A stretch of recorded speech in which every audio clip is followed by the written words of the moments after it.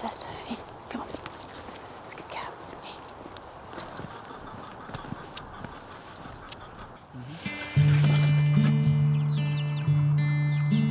Swillington's 5 miles outside of Leeds city centre.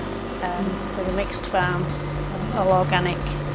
Got a mixture of pasture, marshland, water, woodland, really diverse farm.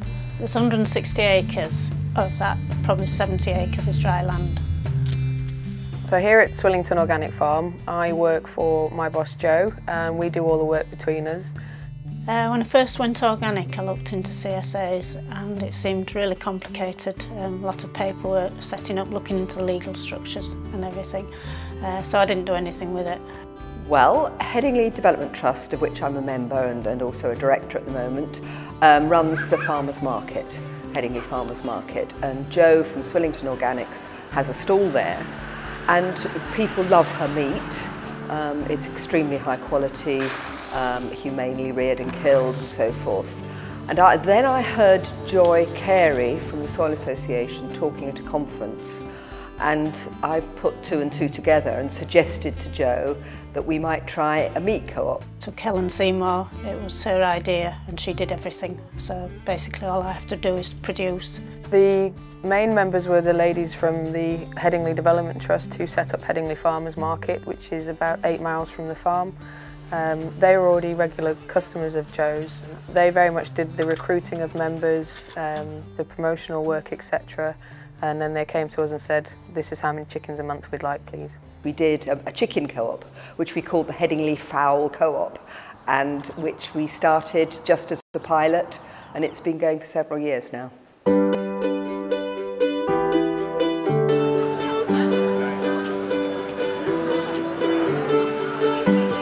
So I'm at Headingley Farmers Market now, which is where our fowl co-op and pork co-op members collect their share every month. They sign off on the sheet so we know how many people have collected, and then they collect the chicken or their pork from one of our cold boxes. With the fowl co-op, they'll get 1 whole chicken once a month. With the pork, they'll get a 1 kilo joint of pork, usually leg, pack of sausages, pack of bacon and any other cuts.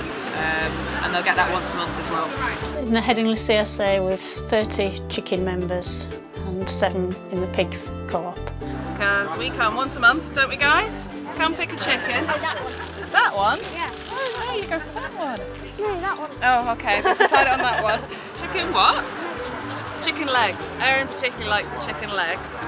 We had gone off the kind of meat that we were offered in shops and supermarkets. We're all meat eaters, but we're trying to be meat eaters with a conscience. Oh, well, I used to be a vegetarian for many, many years, and then once we had children and it became a bit complicated being then vegetarian, we moved back to eating meat. But we'd like to know that the animals that we're eating are well cared for, and that the farms that we're eating from or the farms that we're supporting are local, and also that they're ethically concerned not only about the animals but about how they interact with the local environment and with the ecosystem. Jo answered all those questions in a way that pleased us, and the meat was certainly the best we'd ever had anywhere. I mean, from my perspective, it's just such a fantastic opportunity to really get engaged with what food's all about, really.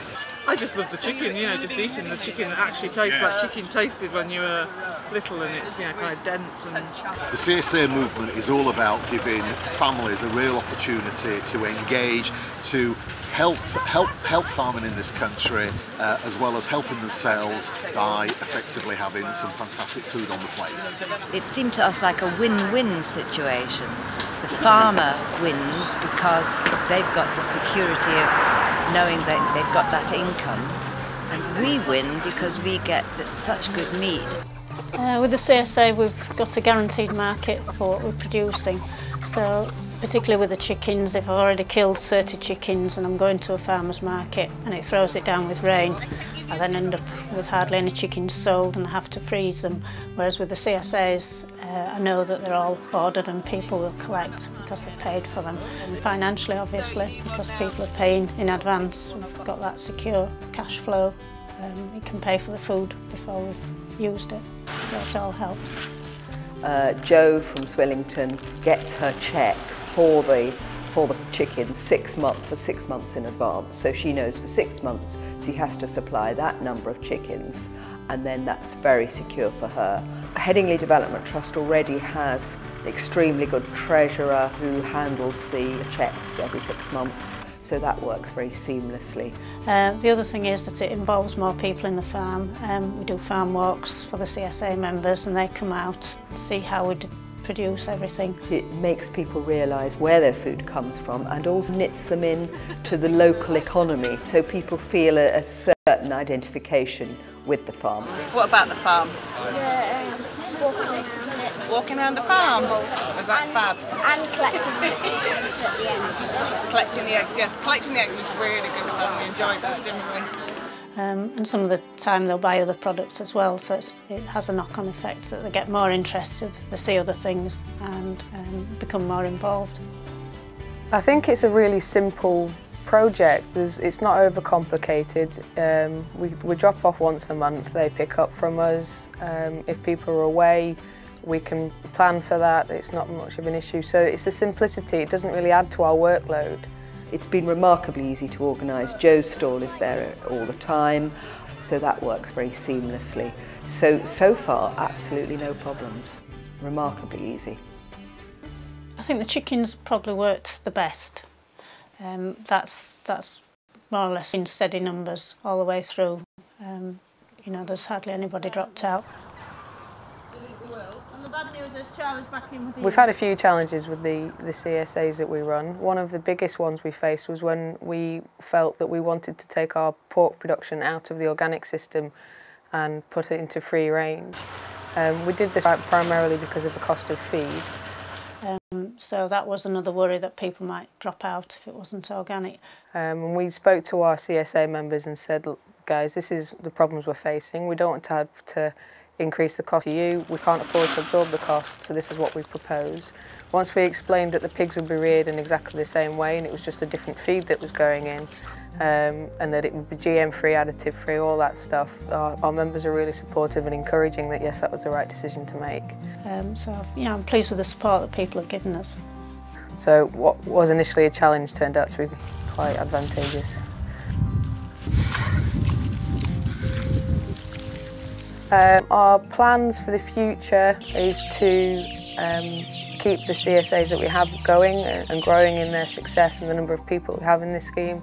For what we're doing, you know, it'd be ideal if we could get just that bit bigger and get a bit more produce through the CSAs, and really just sort of small scale expansion. If we could get all the markets doing a CSA, that would be great. Ultimately, we'd like to see it take over the whole farm, so that everything that we produce here on the farm goes to our guaranteed local community groups, definitely. Ideally, I'd do everything on a CSA. That would be perfect, but we're not there yet. I would very definitely recommend setting up a CSA to other people. I find the increased link with our consumers extremely satisfying and rewarding. I would say go for it. I recommend it to anybody to have a go. But yeah, I mean, it's ideal because, you know, you've got a market for the product. I think it's a fantastic idea, and hopefully it will become a more common model for community farming and farming in general going forward. In the long term, I think, you know, if you're prepared to put that initial work into it, yeah, it's great.